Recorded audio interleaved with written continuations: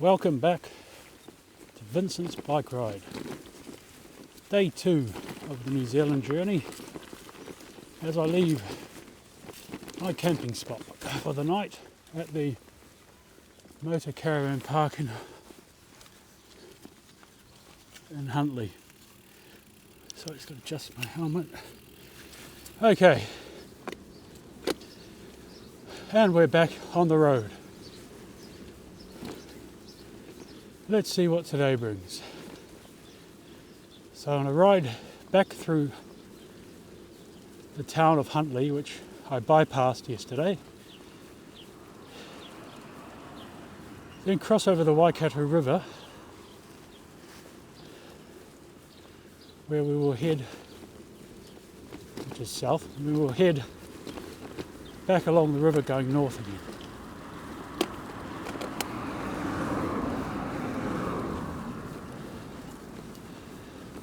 I'm doing this because there is a road on this side going north, but it's the main road. I'd rather avoid main roads, as you can understand.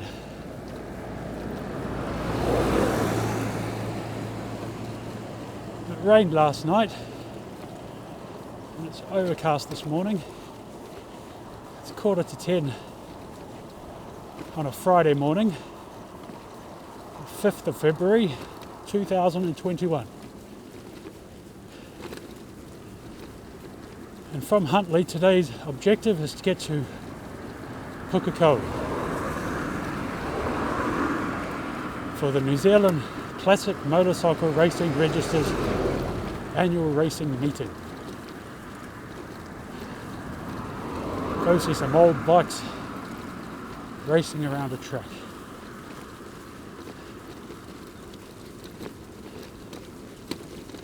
Good morning. Morning. Good to see a male person on a bicycle.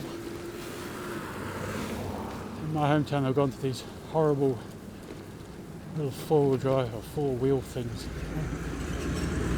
So I'm racing around footpaths at high speed now. Safety first, only when it doesn't cost doing anything, eh? Capitalism first, it should be. No train today. Okay, so heading back into Huntly. As I said yesterday, there's the Huntly power plant somewhere, which we should see today again.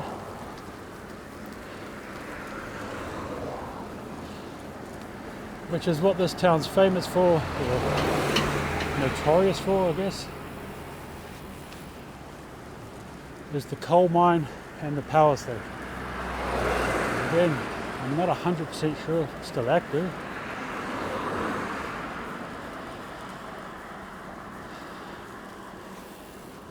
That doesn't really matter, does it? We can but hope it's being made redundant.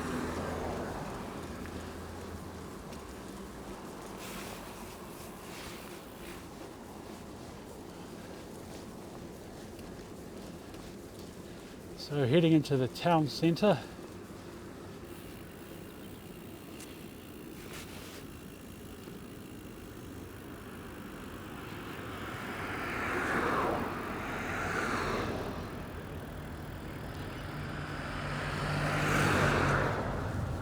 Let's see what's going on down here.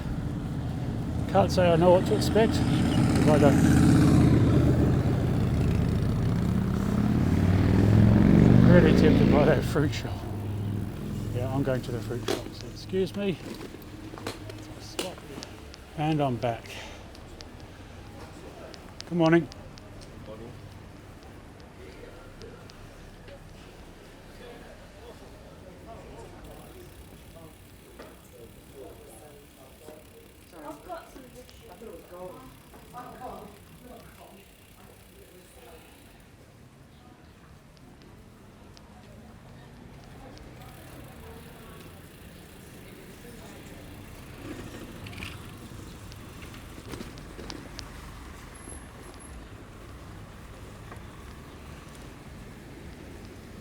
So this is Huntly.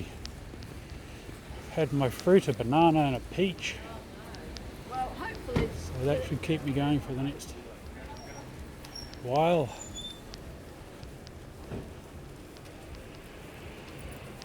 Nice simple breakfast. There's not so much here really. It is what it is, I guess.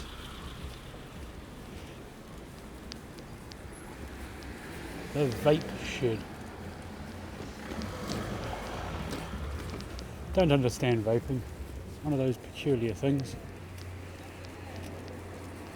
I used to be a smoker. I still enjoy smoking. I just don't do it. Mainly because of financial reasons. In New Zealand, a packet of cigarettes is getting up towards 50 New Zealand dollars for a packet of 20 cigarettes. Maybe 25. I've lost track, to be honest. Which way do I go here?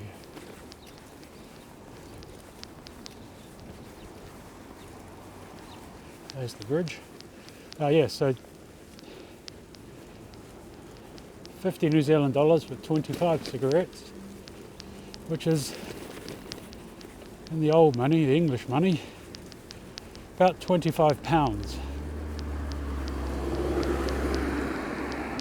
Fortunately, through my smoking career, I always found it easy to stop. So I stopped. I still have a cigarette now and again. I enjoy them. Why not? Last year I managed to have one cigarette. I don't buy them. You can't buy one cigarette.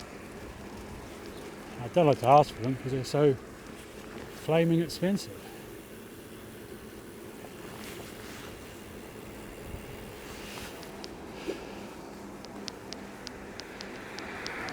Well, ahead of me now is the bridge. So this is as far as we backtrack.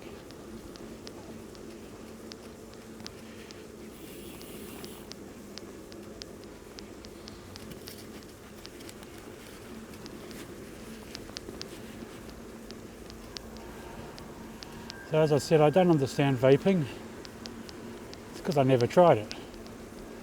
I've always just figured if you want to have a cigarette, why not have a cigarette? I know it's because governments make this impractical, banning them everywhere, making the very high taxes.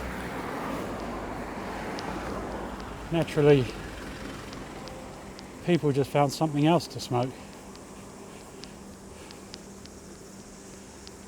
I have no idea if vaping is safer or less detrimental to your health. I don't particularly care, because again, I don't vape, I don't smoke, so it's all really irrelevant. That's enough about that subject. Let's cross the Waikato River again. It's not this bit though, I hope. That's a bit pitiful. Oh gee.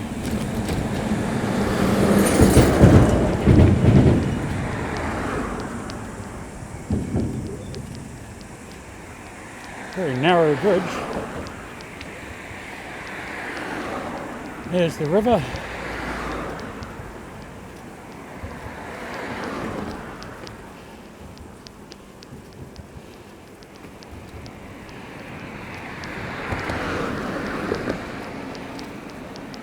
Called the Waikato River. Sounds like it was an answer to a question. Someone had a pet cat, or a cat, at a house. They had a visitor. They said, "What's the cat's name?" He answered, "Why, cat." And the other one said, "Oh." Okay, I totally just made that up.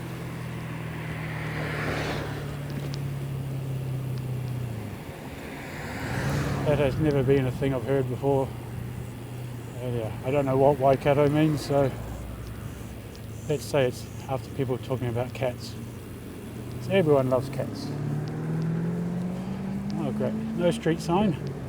Hoping this is Harris Street.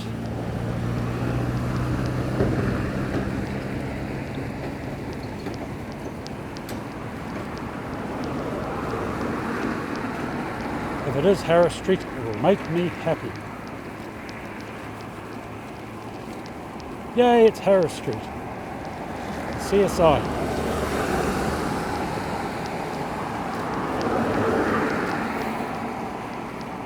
So today's journey is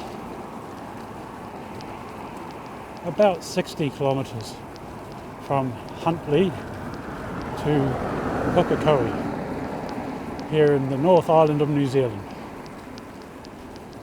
Now, this person edging forward. Okay. Now, yesterday I thought going to Huntly was 30 kilometres. It ended up being 40. So 60 kilometres today, who knows how much it will really be. I would say at least 60 kilometres, not as much as 80 kilometres.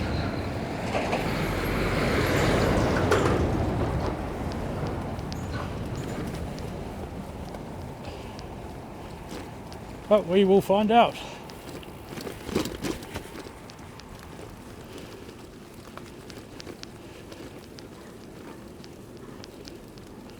So for the first part of this journey,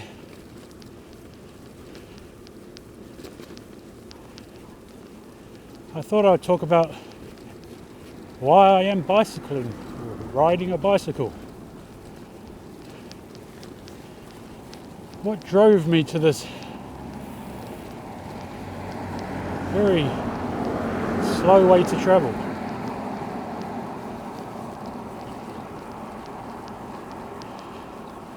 Well, since we have a lot of time today, let's start with a bit of background for my passion for travelling.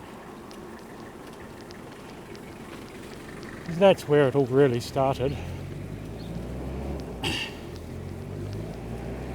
As I've mentioned before, in 1998 I left New Zealand and I moved to the United Kingdom. Initially London, but then I moved up to Scotland, to Edinburgh, which is a spectacular city. And there I spent the winter, found a job as a motorcycle technician, and all was good.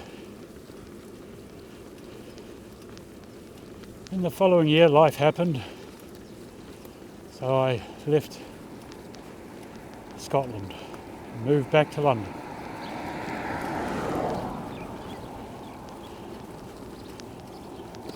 I'll pause there for a moment to point out that there is the Huntly Power Station,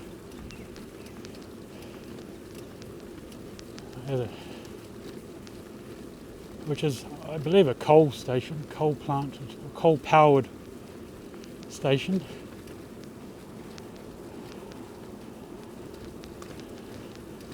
Doesn't look like it's doing much. Usually it used to have clouds of smoke hanging over it. Not so much today. Maybe it has been decommissioned.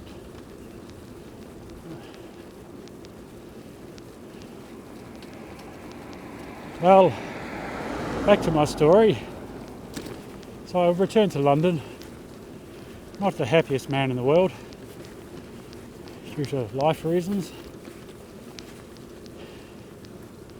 So I decided to go to Turkey, and I flew to Istanbul. I spent some time there, backpacking around, meeting interesting people, and having, honestly, a lot of fun.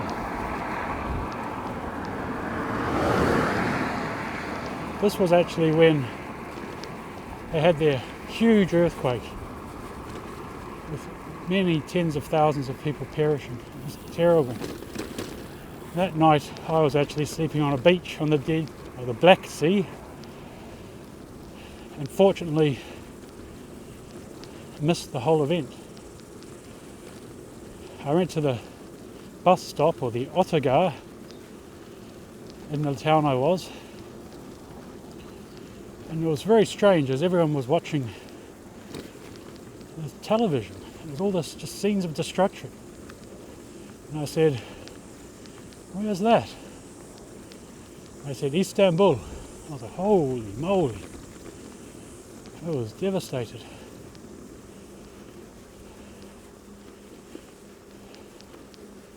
I ended up driving back in a bus. I continued along the Black Sea for a few days, but then ended up going back to Istanbul to return to London. No, that's not the tune. Go back to London, where I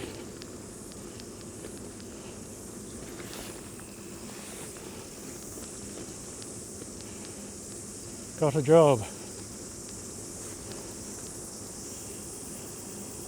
Oh, there's a power station right there. Oh, never knew it was there. Never been this close to it.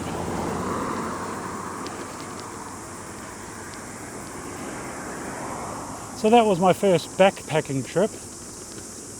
Then, as I said, I got back to the normal life of London. And I have to say, London is maybe my favourite city in the world. I love London.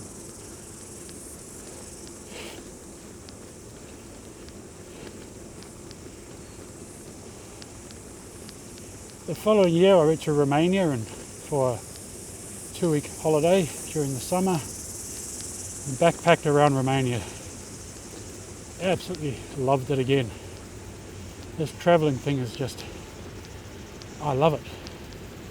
I never planned things, I just got there and took trains and buses to all sorts of places. Oh, this power station is making a noise. Maybe it is still working. It's humming away.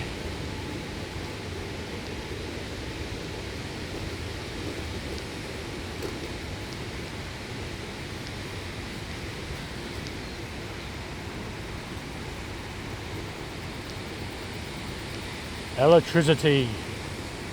This is the power. Oh, there's all this overflow going into the stream. Lovely.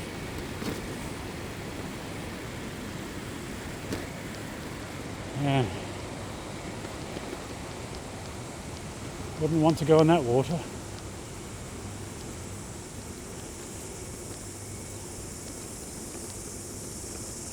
Anyway, I was back in London after the Romanian trip.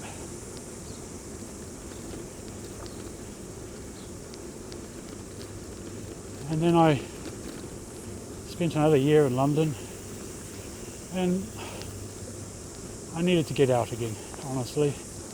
I needed to keep going. So I left my job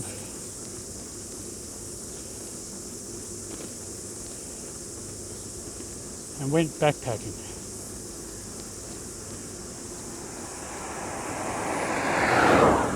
I went to India, and then over to Thailand, to New Zealand to see my family, then to Australia. Then I flew to the USA and I ended up driving across a chunk of USA. Well, I ended up in Phoenix. I landed in a city called Los Angeles, and I went to the gambling city of Las Vegas. Now, if you know me, which most of you, I don't know if you do, I don't know who's watching this, if anyone.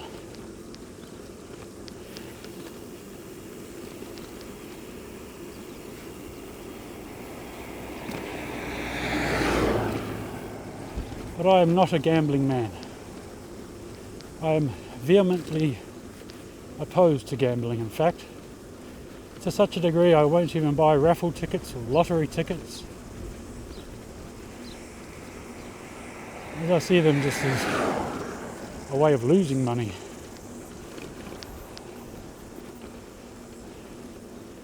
I realise people do sometimes get rich from gambling. I don't think it's a healthy way to live your life. Chasing wealth, especially in such a destructive manner. So going to Las Vegas was not for the reasons you would expect. I had friends who had been there and they said, "You'd love it. Go to the casinos, there's cheap hotels, cheap accommodation, cheap food, cheap beer." They were right.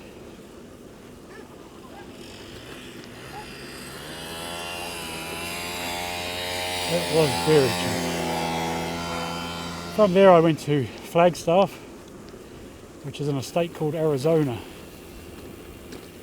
This is where there's this natural wonder called the Grand Canyon. A mile wide and a mile deep, I think. So I did a hike into the Grand Canyon with a group, which was glorious. And then in there I heard about a car being available in Phoenix, also in Arizona. And one of the people at the hostel I was staying offered me a ride there. So I got this car. It had to be delivered to Boston, which is on the opposite coast, the east coast of the United States of America. And I drove to Boston. It was great fun. I met some fabulous people.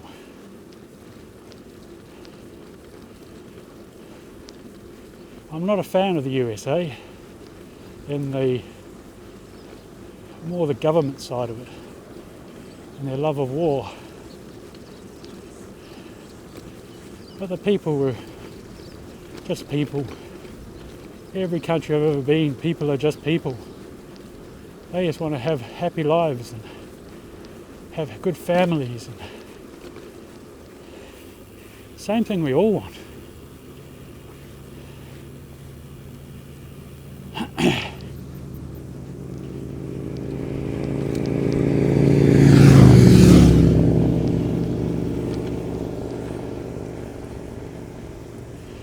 From Boston I went down to New York to fly back to London. New York being in, well, Boston is in, what state that is that? I can't remember. But it's not too far from New York. And I only spent the half a day in New York, and I had my big rucksack because the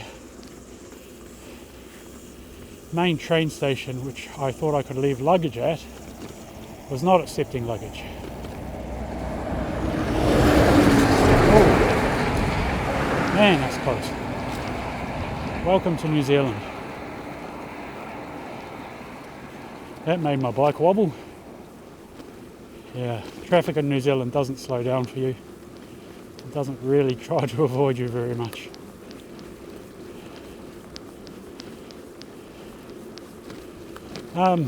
Where was I? So, flew back to London, same story, got a job. While at that job, one of my flatmates, one evening, after quite a few beers to be frank, is saying I should become a tour guide with some advert he'd seen for a company he'd been on a tour with. And I thought, yeah, why not? So, being, drinking alcohol, I thought, why not? Not something I'd usually bother doing. Like, oh, me, a tour guide? What do I know about touring or anything else? So he filled out the form for me. I forgot all about it.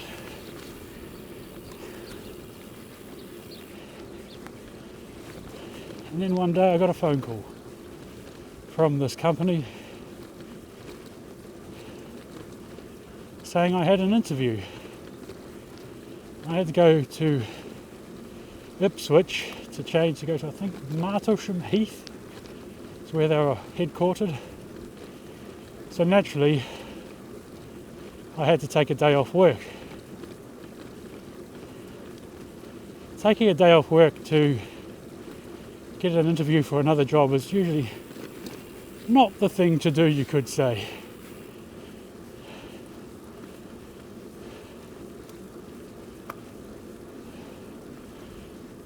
But something had happened to me the day before. As I was riding home on my bicycle, I sometimes ride bicycles to work, and I was that day. A car passenger door on the rear parked at the set of lights, opened his door, and I ran straight into it. I got pretty beat up, as you can imagine. So the next day I went to work. Didn't go to hospital or anything. It wasn't that bad. So I went to work. I got this phone call.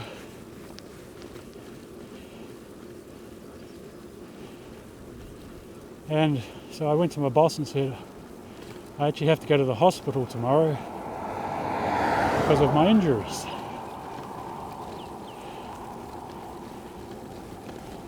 So I had a good excuse. Next day I went to the interview and I thought it went terrible.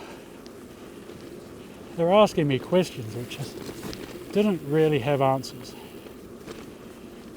To do with touring, tour leading, tour guiding.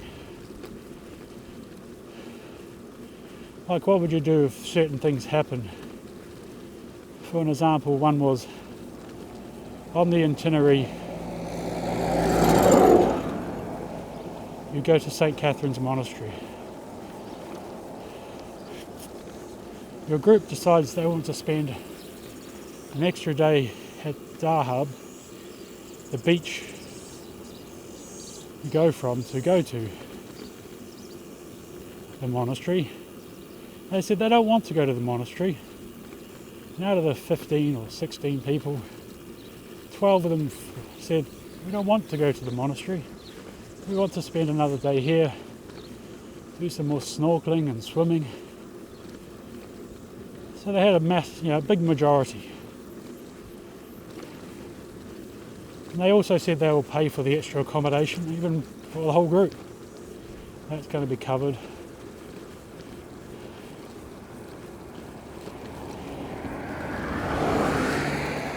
And you have private transport, so that's also not a problem. What do you do? I said, well, what is the company's policy on these sorts of things? You're changing the itinerary. I thought you have to stick to itineraries. But I'd follow company policy. And it felt like this was always my answer. Well, what's the policies? What's the rules? So I thought you'd always stick to the itinerary.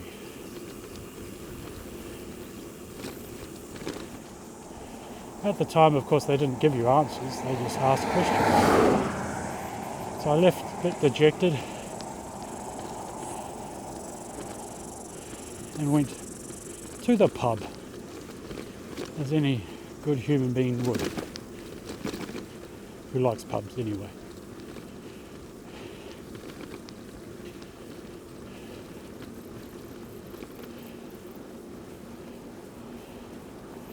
A few days later, I got a phone call saying I got the job.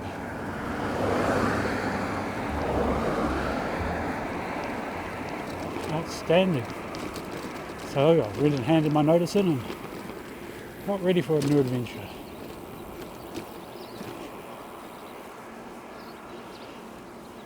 Many years later, when I was in China, I knew a man who used to be the manager for the same company. He's the Chinese regional manager.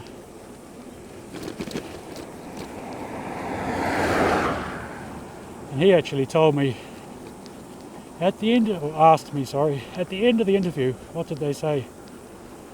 Like, did they say, we'll call you, or we'll be in contact, or what? I do remember they said, we'll call you, we'll phone you. And he said to me, yeah, you had got the job. The company's policy was they only phoned people who got the job. So they only gave me the job because I already had the job straight away. It was so cool to know. So I went to do the induction for this new job, again in Martlesham Heath. This was for a few days, so I had to stay at a bed and breakfast.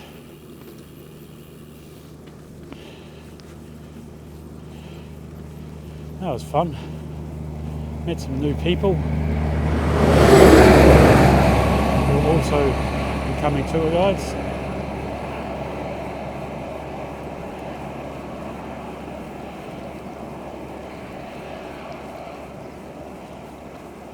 And I was talking to one of the people who did the interviews,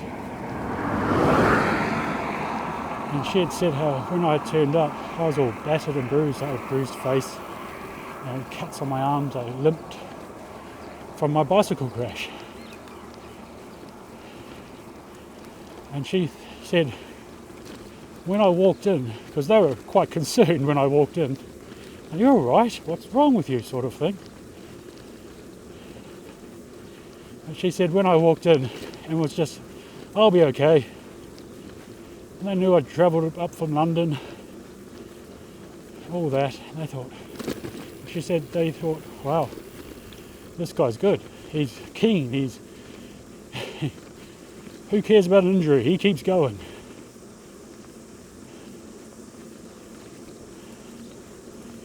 So yeah, I got shipped off to Egypt in December, I believe it was 2003, where I spent a year and a half as a tour guide. I did well at it. The boss got on well with me. He liked my work. So I was fortunate to get also the tours in Jordan. And to give you how much of a privilege this was, Jordan only took 2 tour leaders. They only worked there, only 2. You went to Jordan and came back to Egypt. It was a big journey, but well worth it. But in Egypt, to get these 2 tour leaders, they have about 20 to choose from. So it is a privilege to become a Jordanian tour guide with the company I was working for. After 1.5 years, they said I could go where I wish to be a tour guide with the company, because I needed a change, and I chose Eastern Europe.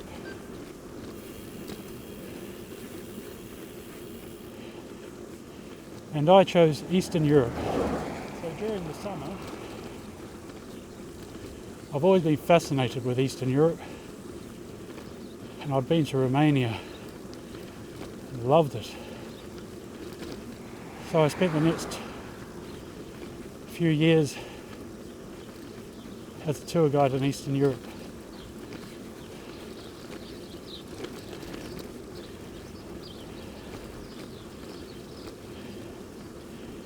Of course, during the winter they don't run tours in Eastern Europe, it's too cold. So during the summer, when there was a quiet time,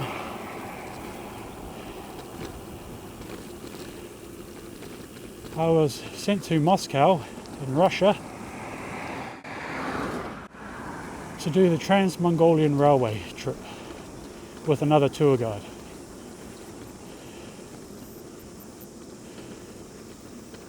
So the tour goes on the Trans-Siberian Railway for halfway, 77 hours on the train, to a place called Irkutsk,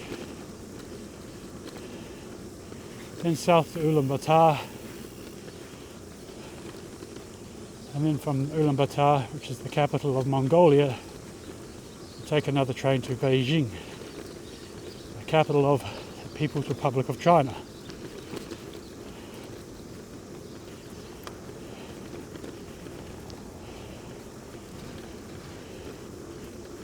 Then after that training tour, I actually took a tour in the summer on the Trans-Mongolian Railway as well.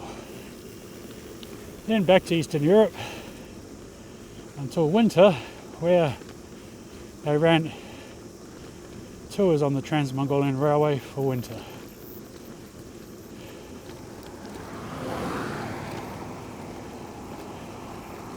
That was cold places. I remember spending New Year's Eve in Ulaanbaatar, and it was minus 30 degrees at the stroke of midnight.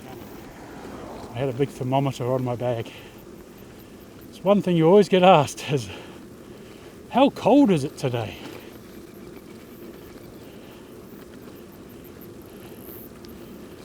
And it was good to have a thermometer. So there we have it. In 2007, I had finished tour leading and was back in London and back at being a mechanic.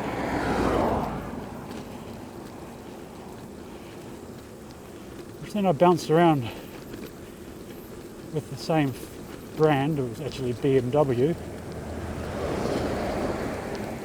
I ended up living in Brighton for a while, which is on the south coast of England. And then in another little town when I was working in south of London. And then back to the original job in the city centre, or close to the city centre. Then at the end of 2011, I parted ways with BMW, so I decided I want to go travelling again.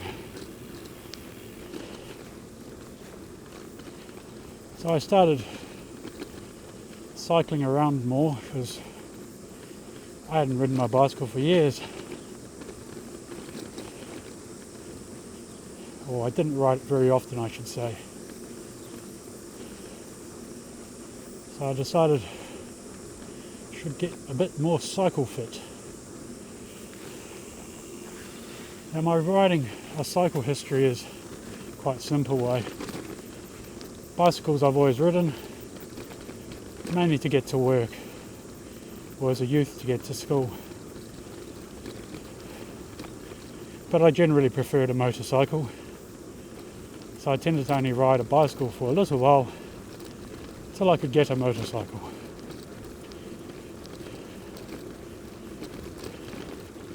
So you may ask, how did I come to decide to ride a bicycle around rather than a motorcycle? Simple reason: money. The curse of everything you wish to do. Motorcycles are expensive, but mainly there's a thing called a carny, which is a thing that guarantees you won't sell the vehicle in a country that you're visiting. And you need some source, like a house or a big bank account, that can cover multiple times the cost of your items covered by the carny.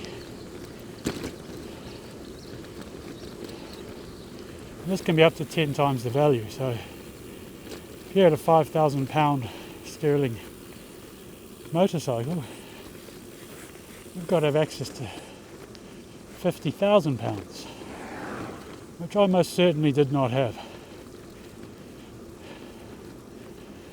But also as all the licensing issues, insurance. So one day I'll have to talk about insurance because I don't like insurance. That's for another day.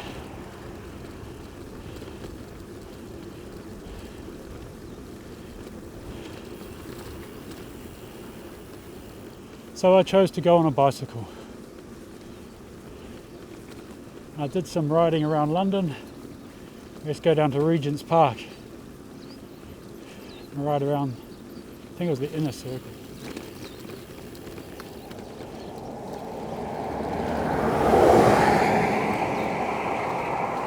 And then in early March I headed off. I initially got a train to Brussels. I didn't want to deal with cycling out of London. I was too new to it. And my word, the first time you get on a bike with all the luggage, wow, that's unbelievable. I hadn't tried, I hadn't done any of it. The bike is just so different with all the luggage on.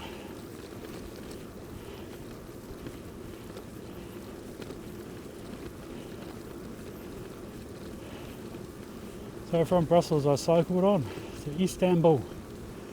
That was my goal. I actually made it.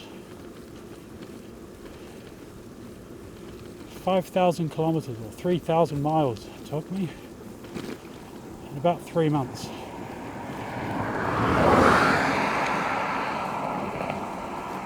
What an adventure. Absolutely blew me away. I went through Belgium, Netherlands, Germany, Czech Republic, Slovakia, Hungary, Serbia, Romania, Bulgaria, and finally Turkey. When I was a tour guide in Eastern Europe, my boss was actually based in Istanbul. So I hooked up with him. He's a lovely man with a lovely family. And I inquired about working, because I was almost broke. And he said due to the Syrian conflict, there's no work in tourism for foreigners. Because they used foreign tour leaders to go on the international tours, not the internal tours. So there's nothing there. So I contacted a friend in China who was one I mentioned earlier, because as a tour guide doing the Trans-Mongolian Railway in the winter, there was a 3-month period where there was no work, and they sent me to a place called Yangshuo near Guilin in China, one of the most beautiful places on earth, and I wintered there, which is pretty cool, man. Wow, what a cool thing to have. Hello, cows.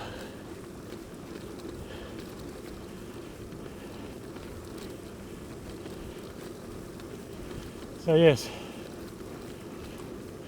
I contacted my friend in China, in Yangshuo,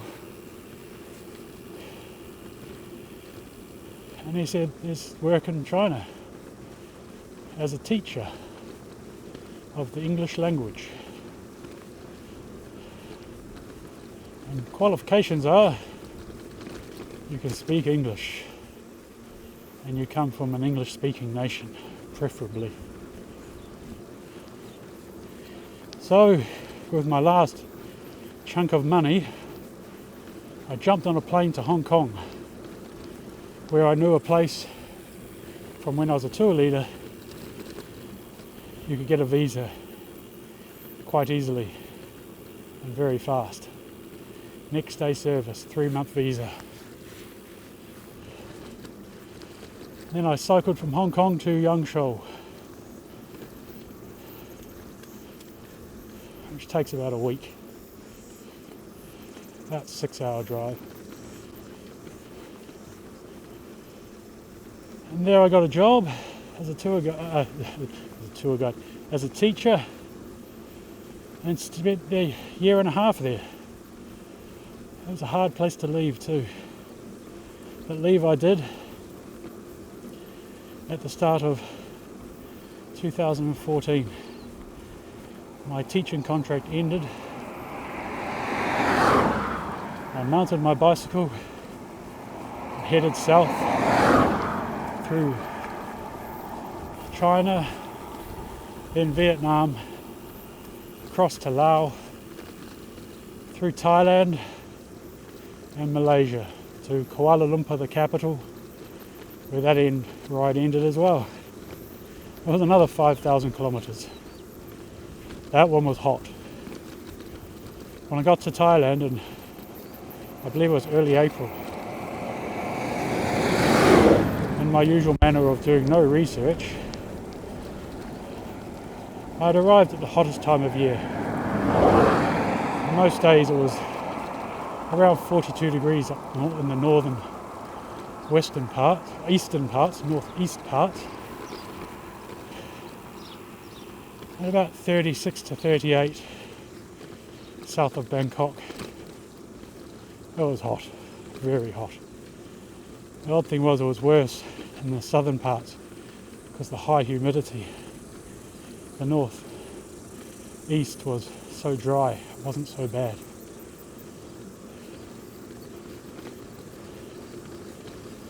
Okay, from Kuala Lumpur I flew to Perth in Australia, in the province Western Australia. I'd actually seen a job that was available in Perth when I was in Malaysia. So I decided to go look at that, and I got it. So that was easy. I also got accommodation relatively quickly, which is always fun when you turn up.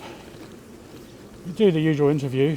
I was staying at a hostel in Perth, and I cycled over to this house for a flat share. No luggage, of course. And it was a lovely Czech couple, the Czech Republic.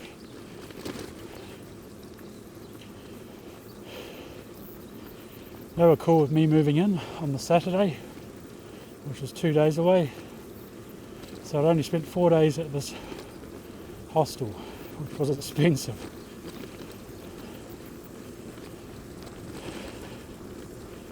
I turned up on my bicycle with all my luggage on the Saturday evening. They were like, "Where's your stuff?" So it's outside on my bicycle. They're like, "What?" Yeah, you get that a lot. It's not the normal thing, is it, to ride a bicycle long distance with luggage, so you always get looks. Be that as it may. From Perth I spent just over 3 months at the job. I didn't like it. It was horrible, the staff. There were some good ones, but God, most of them were horrible. I was working on Harley Davidsons again, and I do not like Harley Davidson motorcycles. The tractor of the motorcycle world. So I happily left.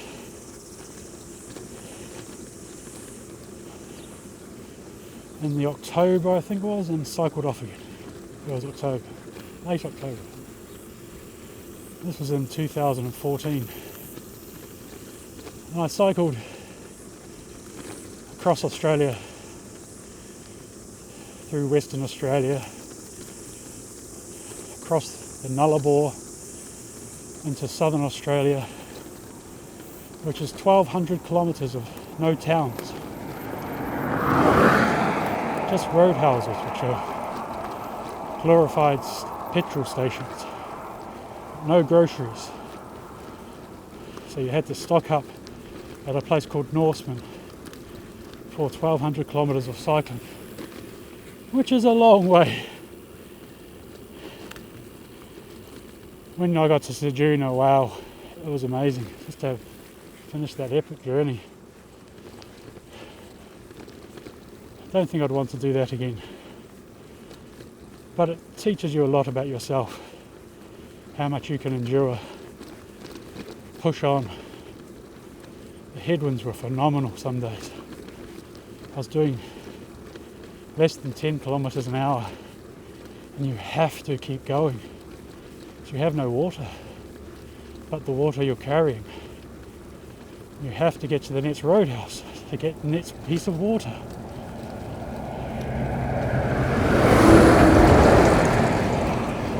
And there is traffic, so of course you could most likely get water from somebody, but it's still one of those things you have to really be conscious of and keep going.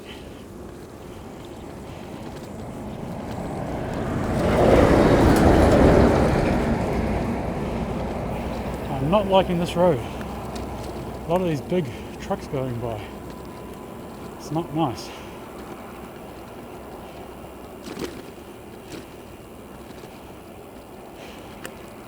After the Nullarbor, I crossed South Australia, nibbled into the state of Victoria, and then into New South Wales. Well, I went down to Wollongong, then up to Sydney, where I stayed with some friends, and then flew over to New Zealand. And from New Zealand I actually cycled back to where my brother lives in the countryside near Hamilton.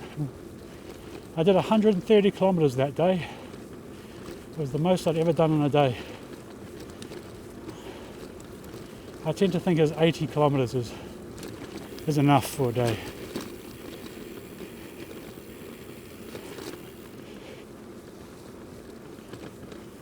So doing 130 was hard, to be frank.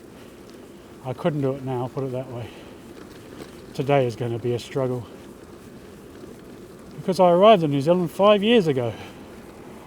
And I haven't ridden outside of Hamilton since. Oh, that's a lie. I just cycled down to a friend. I cycled down 4 days. I realised how bad New Zealand drivers are. And I was, well, I don't want to do this. 5 years later though, I got the bug, and here I am. Well, I'm going to pull over shortly, and after that I'm not going to speak for a while because I've been nattering on about my cycling history for way too long, boring the hell out of everyone, I'm sure. I'm guessing most people will just put some music on and turn me off. But now I'll pull over here, have a rest, change the camera, and yeah, you can enjoy some music. I'll put on if you wish. And I might even speed up the camera so it doesn't take so long. It's not exactly the most thrilling scenery today. Here's Glen Murray Road where I'm turning down, so it's as good a place as any to have a stop, I think. So the driveway up there, I'll go there.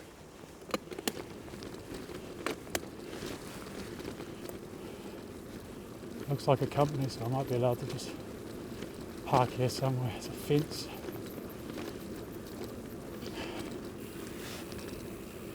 Yeah, this will do me.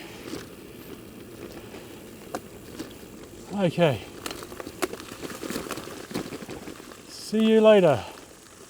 Well, for you it won't be later, but for me it will be. Bye for now.